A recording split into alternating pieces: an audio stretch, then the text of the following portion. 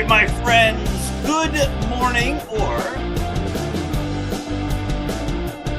if you like watching me in the evening, good evening. This is the Dr. Sem Yankees Show and the Start Spreading the News Yankees podcast, pre-recorded, as we've been doing right now, because the amount of work and the amount of things I have my hand in right now are legion. And it's all good. It's all good, because that's what we need to do, is we need to look to the good. We need to make every day the best day it can be. So let's make today a great day. And how do you make your day great? You look around, you find the good, you appreciate the good, and then you spread that good forward. Remember, when we have love and take love and give love, when we give love to others, it comes back to us in greater amounts than we ever gave. So here's the big programming note. This program itself is going to be running live. No, not live, but it's going to be running on January 24th, January 26th, January 31st, and February the 2nd. So we're going to show this show a whole bunch of times. It's going to be repeated at a couple of different time slots to basically take us through the end of January into early February, to the beginnings of the idea that spring training is upon us. And once we get to spring training, we're going to get back to it. EJ is ready. He's waiting in the bullpen, not today, but he's waiting in the bullpen for the Start Spreading the News program, which airs Monday nights at 9. I will still do the Dr. Sem Yankee Show Saturday mornings at 7. And we're ready to cover the season. But as you know, this show, everything I do Yankees related, is related to Start Spreading the News, the greatest Yankees site. On Start Spreading the News, we also said, we made a notice to our readers, we put out 3 articles every single day since 2017. And in this really quiet, morose, lack of energy period, we said for a couple of weeks we're going to cut back to just 1 article a day. Our writers are maxed out. I am, as I said, doing 100,000 different things. And so instead of creating tons of content, which all good, which was and is all good, but I don't think most people know how hard it is, how difficult, how time-consuming it is to run a Yankee site like Start Spreading the News, where we were putting out 3 articles a day, and we will again, just taking a couple weeks off, putting out 3 articles a day every single day. Sure, there's a staff of writers, a team. We work together to get this done. But, primarily, most of the work, 90% of it, I would say, falls on my shoulders. Getting the articles, reading them, reviewing them, posting them, editing them, coming up with graphics, doing all of the behind-the-scenes things for article after article. And when I'm working, I do those things early in the morning and then set up the times when those articles go live. So we always promise an article at 6, 10, and 2. So I set those things up at sometimes 4 or 4:30 in the morning, sometimes early, sometimes later. Sometimes it's a couple days in advance. But by and large, you're talking about a huge commitment of time, which I'm not complaining about. I'm just making a statement. And for a couple weeks, I said, wouldn't it be nice to just take a little break? And so this show will run a couple of times, and then we'll be back. This show is also, as you know, brought to you by Artemisia Publishing. apbooks.net is one of the premier independent book publishers, a traditional book publisher who does everything the right way. They have published my outstanding novel, Scattering the Ashes. If you have not read Scattering the Ashes, your life is incomplete. Complete your life by reading Scattering the Ashes. Now, of course, I say that tongue in cheek, but it's a phenomenal book. If you read that book, it'll just bring you joy, happiness, sadness, great things to think about. It is, in some regards, an emotional roller coaster, but it's fun and it's written so well and it's so easy to read and it's so engaging. Scattering the Ashes. It's also available as an audiobook narrated by me. The least among them is a great Yankee book, an award winner, just like Scattering the Ashes. Most of my books are award winners. This is also an audiobook. All these are published by and through Artemisia, Roy White's wonderful autobiography, From Compton to the Bronx, my motivational book, 365.2. All of those wonderful books published by Artemisia. Go to apbooks.net to check out their great selection of phenomenal books, not just mine, but by a plethora of great writers. Also want to mention that Sunbury Books, another independent publisher, has published one of my other books. I have to find the picture. There it is. West Point at Gettysburg. It's the first of 3 volumes that will be published. And these are going to be phenomenal books. The first one is now out. Those are published by Sunbury. And of course, coming soon again through Artemisia, The Greatest New York Yankees by Uniform Number. More on that in the weeks to come.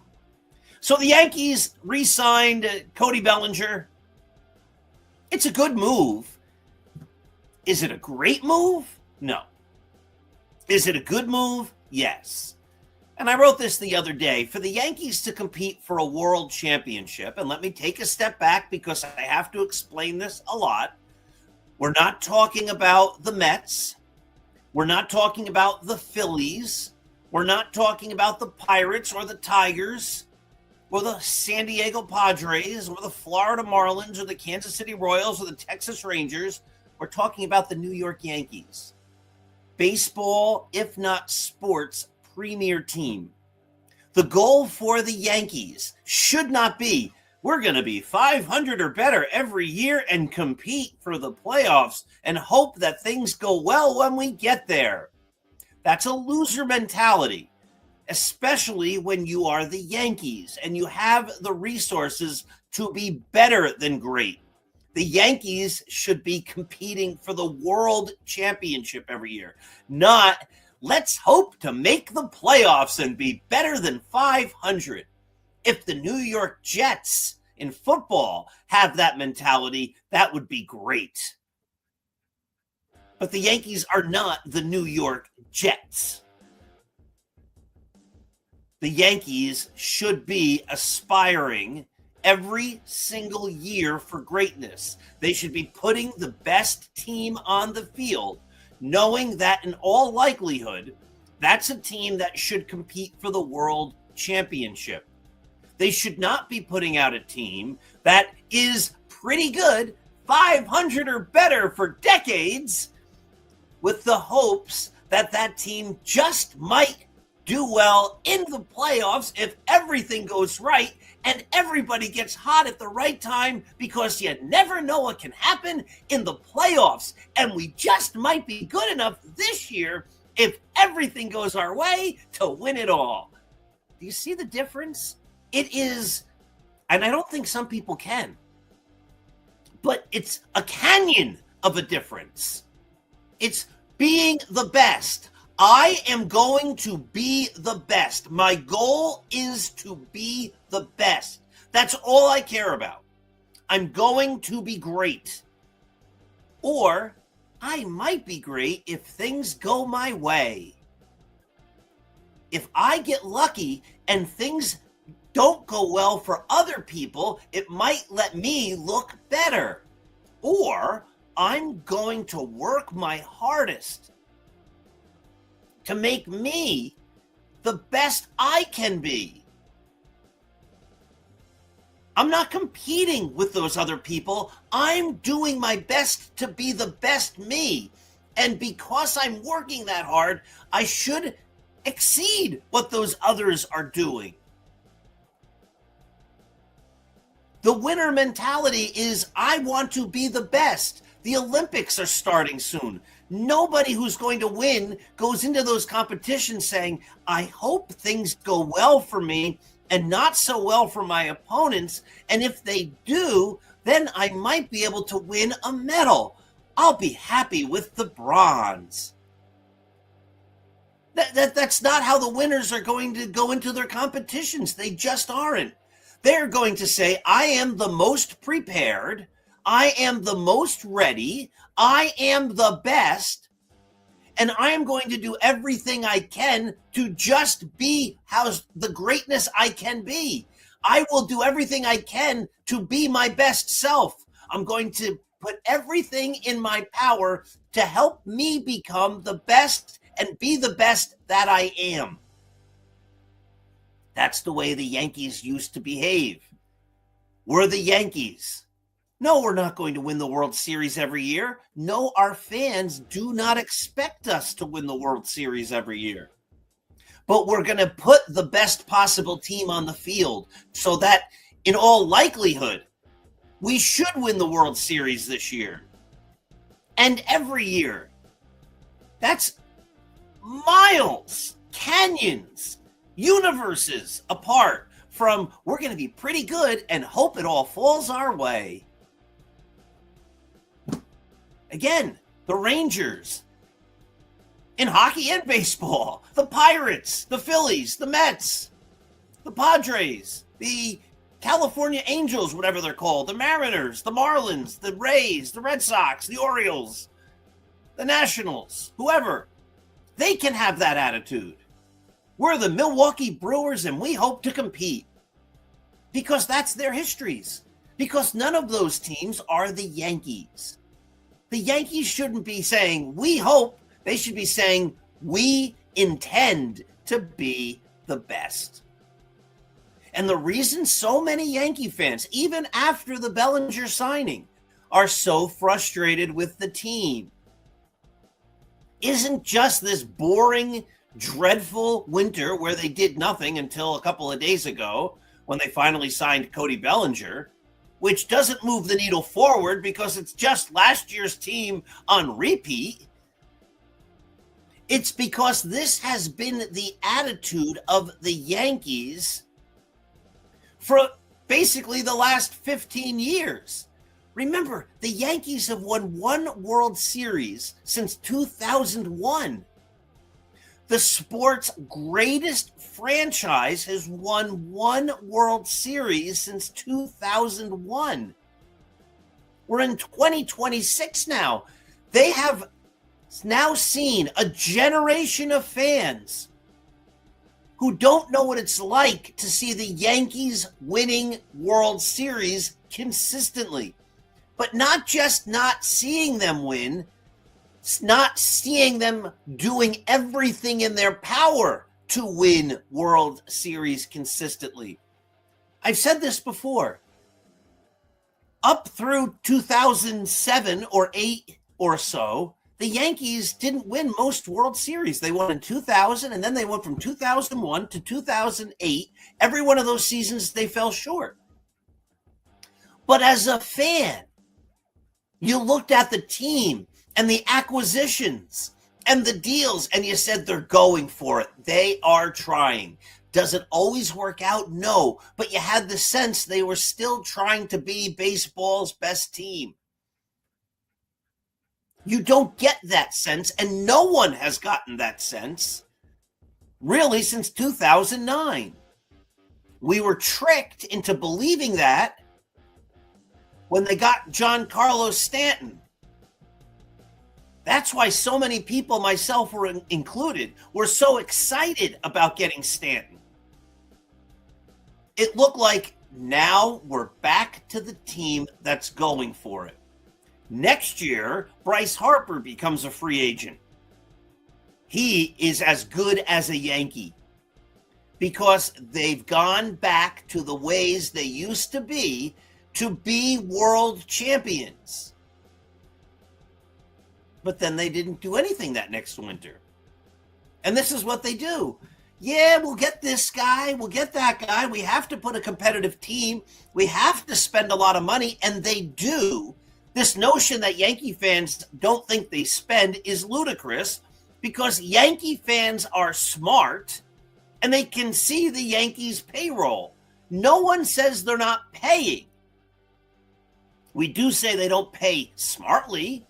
We do say that if you have Aaron Judge and Garrett Cole and others already locked up to big-time contracts, you then can't say, and I said this when they signed Aaron Judge, I said if they use this as an excuse for not building a great team, it's not a great deal because it's not going to lead to world championships. But that's a different story. If you use those contracts and as a way to not get the best team, we know you're spending a lot of money, but you're still not doing the job.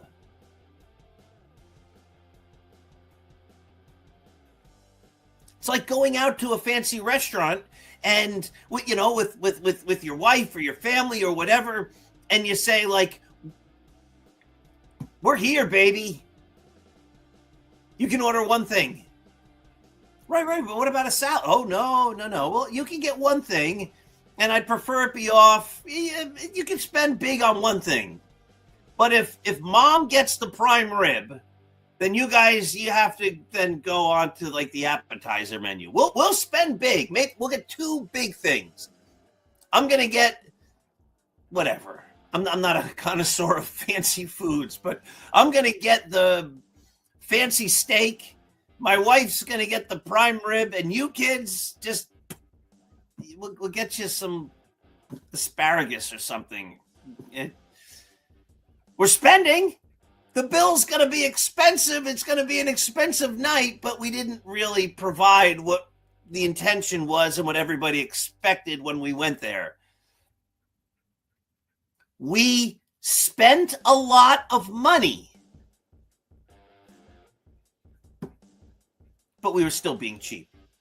And that's how the Yankees operate. They spend a lot of money. Yes, they do. But they're still being cheap because they're not going all in. And Yankee fans, the reason they're frustrated is because the expectation for the Yankees, not any other team outside of the Dodgers, should be win every single year.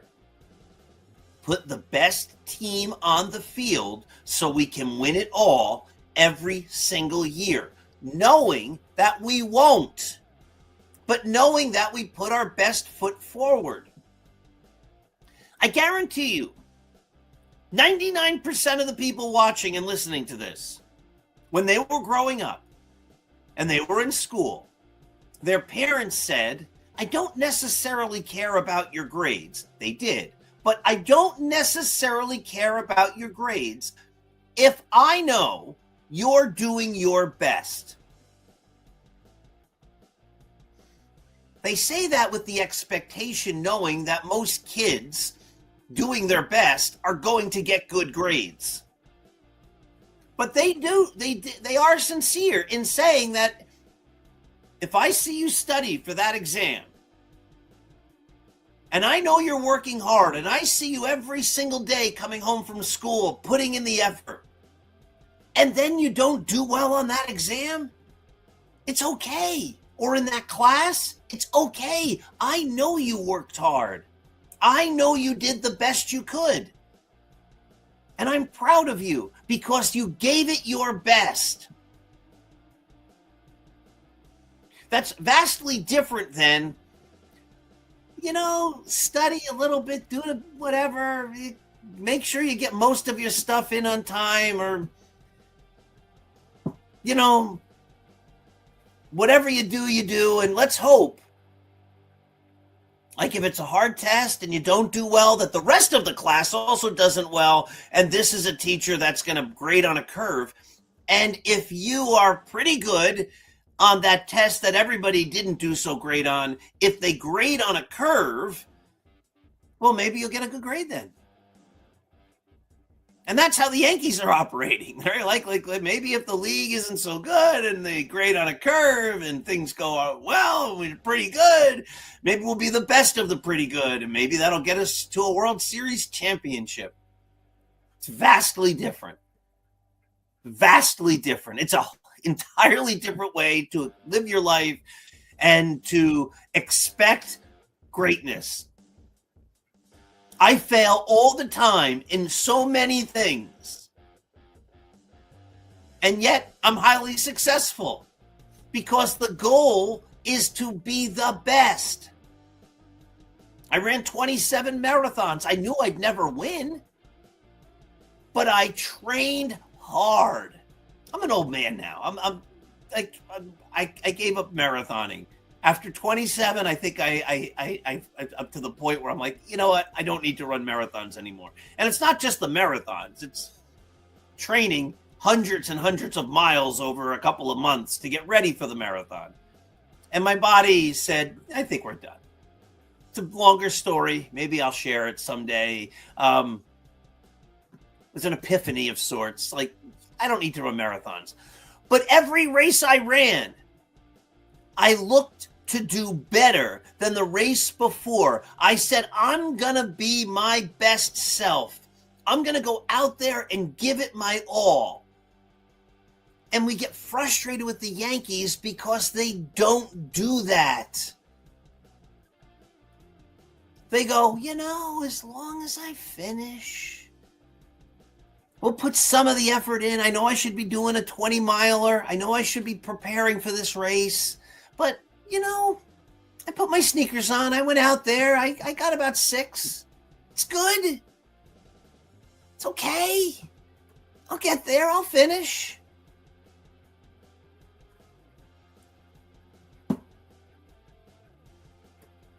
Maybe that's the way the Pirates should behave. Look, if we can make it to the end, that's great.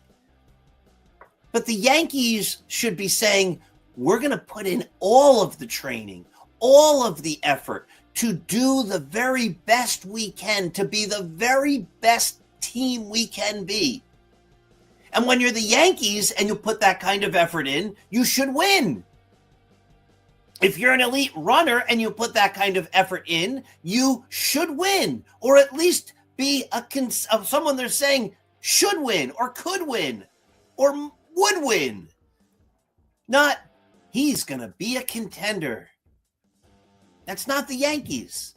That's the Mets. That's the Red Sox. That's the Orioles. That's the Blue Jays. That's teams that go like this, up and down. They're not baseball's greatest team. The Yankees should be, they're at the top. They should be the guy who wins. He should win this race. And when we make it personal, like I was doing about me running, my first marathon was about 4:24.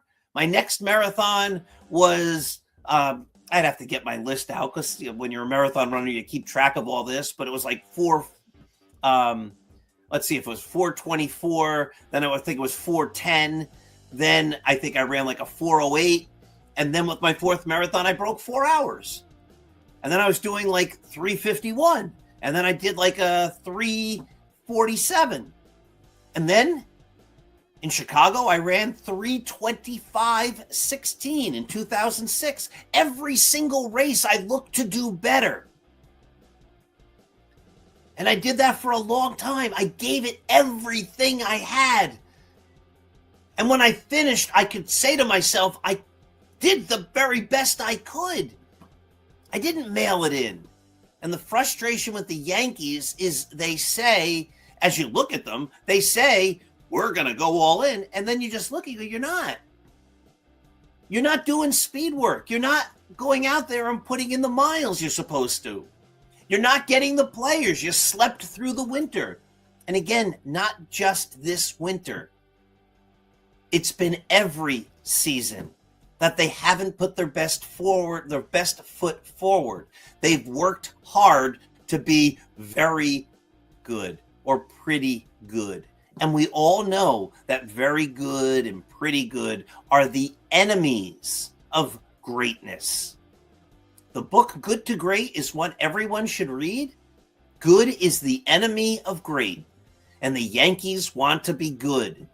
And that's why they don't win World Series, because they don't put the effort, energy, focus, money.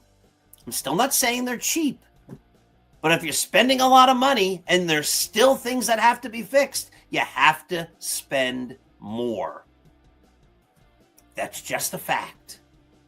You can spend a lot of money and still not be going for it. That's the Yankees. And the fans want them to do everything they can to be the best. And all of the fans that they sell on We're the Greatest franchise, and all of the fans that became fans when they were great, are turning away because they say, "This, you're not giving us what you promised us. You promised us greatness, and now you're giving us pretty goodness for a long time, for decades." And that's just not good enough. And again, to close, I don't think any of us would accept pretty goodness from most of the people we count on in our lives. You know, you've been pretty good. I'm so kind of satisfactorily satisfied with the pretty goodness that you did, doctor or lawyer or accountant or garbage picker-upper, right? Like if you're garbage, the garbage man comes and he's pretty good. He comes most days when he's supposed to. And he pretty much takes most of your garbage most of the time. You'd be like, that's not good enough. No, when I put my garbage out, you've got to take all of it. And if you're supposed to pick up all of it on Thursday, you better pick up all of it on Thursday. Not, sometimes you don't come. It's okay. Yeah. We wouldn't accept that from most people in our lives. Pretty goodness. Even very goodness. We expect excellence when people deal with us. We do. You're dealing with me. You better be the best. And that's what the Yankees need to deliver to their fans. My friends, it's fun. It's great. I hope you enjoyed the show. Again, we're going to repeat this a few times over the next couple of weeks as we're taking a little step back. And then when we come back, it'll be spring training. And the beautiful thing about spring training is, well, it's an optimistic time. There's a lot of hope. There's a lot of hope that over the next 2 weeks or so, the Yankees go out and make some big moves. There's still time. They can make the team better. Let's hope they do. Let's hope Brian Cashman watches this and he goes, Semendinger's right. I haven't been doing my best. And let's hope Hal Steinbrenner watches this and he goes, I need to do better. I get it. I'm spending a lot of money, but I'm not spending it correctly. I'm denying my children any meat. I'm making them eat the salad plate.